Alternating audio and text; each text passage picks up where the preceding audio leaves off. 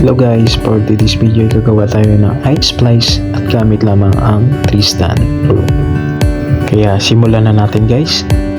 Una guys ay hanapin muna natin ang gitna nito.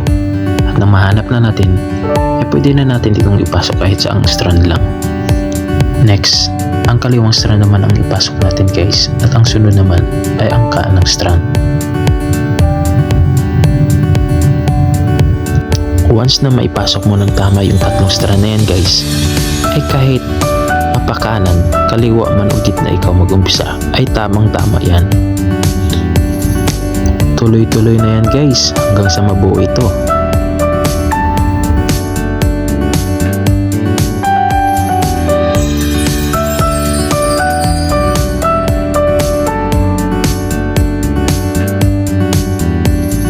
Ayan guys, tapos na. Thank you for watching.